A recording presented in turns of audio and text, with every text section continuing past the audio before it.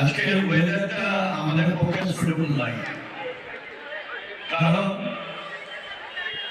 কাল রাত থেকে প্রচুর বৃষ্টি হচ্ছিল। আমি নিজে সকালবেলায় এসে পুরো অ্যারেঞ্জমেন্ট দেখছিলাম।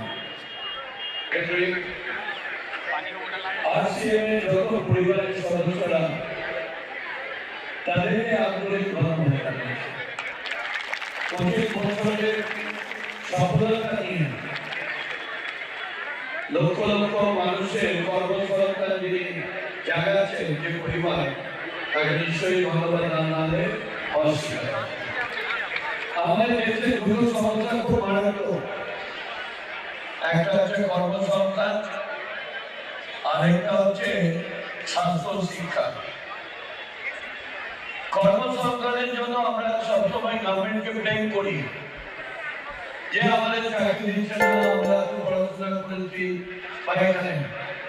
কিন্তু এটা বলছে না যে কোনো ব্যক্তি নিজে দাঁড়িয়ে থেকে এই লক্ষ লক্ষ মানুষকে কর্মসংস্থান দিচ্ছে, এটাও সব থেকে বড় কথা।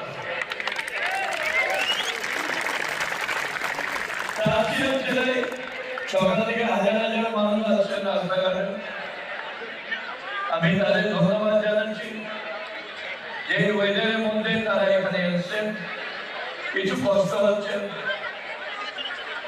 আমি নিজে খেলাধুলার সঙ্গে যেরকম যুক্ত, ক্রিকেট অ্যাসোসিয়েশনের বেঙ্গলের আমি একজন কর্মকর্তা, সরকারের সঙ্গে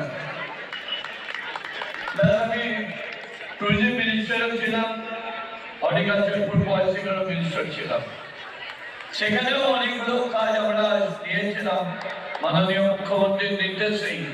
সেখানে অনেক কর্মসংস্থান হয়েছে। আমাদের কি আছে কর্মসংস্থান বলতে সরকারি চাকরি না, কর্মসংস্থান হচ্ছে যে কোনো পলিসি তৈরি করলে তাতে যাতে ছেলেরা মেয়েরা তার অংশগ্রহণ করতে পারে, এটাই হলো কর্মসংস্থান। আমি যারা এসেছেন প্রত্যেকেই আন্তরিক শুভেচ্ছা জানাচ্ছি। আগামী দিনে আপনারা আরসিএমের ছাত্রতলায় বড় হবেন, কর্মসংস্থানে বৃদ্ধি হবে। ধন্যবাদ।